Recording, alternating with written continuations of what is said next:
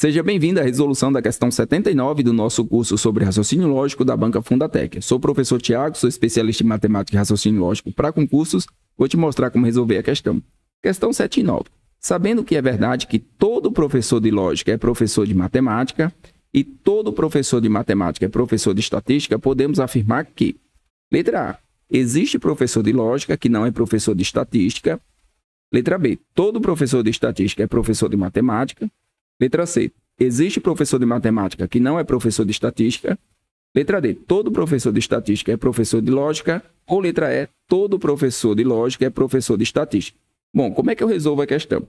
Eu tenho duas proposições aqui que são quantificadas, né? Proposições categóricas, que tem aqui o quantificador universal todo. Como é que eu resolvo? Eu faço os diagramas. Eu procuro colocar essas duas proposições juntas em forma de diagrama. Então, todo professor de lógica é professor de matemática. Então, se ele é professor de lógica, eu vou colocar aqui um L, ele vai estar dentro de um grupo maior, que são os professores de matemática.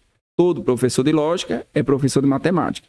Todo professor de matemática, por sua vez, é professor de estatística. Então, se ele for professor de matemática, ele vai ser professor também de estatística, tá? Ó, todo professor de matemática é professor de estatística. Então, com certeza, se ele for professor de matemática, ele vai ser professor de estatística.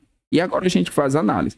Existe professor de lógica que não é professor de estatística? Vamos lá, vamos enquadrar aqui. Se ele for professor de lógica, eu vou colocar aqui Tiago, tá?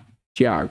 Professor de lógica. Se é professor de lógica, é professor de matemática e será professor de estatística. Então, o correto é: todo professor de lógica é professor também de estatística. E a letra E, a nossa alternativa correta. Isso aqui está errado. Vamos verificar aqui o restante.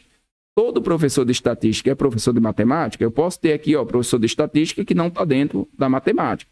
Ora, existe professor de matemática que não é professor de estatística? É errado. Se for professor de matemática, se tiver aqui, ó, vamos passar o Tiago para cá, ó, Tiago, tá? Se for professor de matemática, vai ser professor de estatística. Então, fora. Todo professor de estatística é professor de lógica? Se for professor de estatística, obrigatoriamente é de lógica? Não. Mas todo professor de lógica, com certeza, vai ser professor de estatística, porque é um subconjunto, né? Tudo que tiver aqui dentro da lógica, professor de lógica vai ser de matemática e, consequentemente, será também de estatística. Então, a alternativa correta, letra E.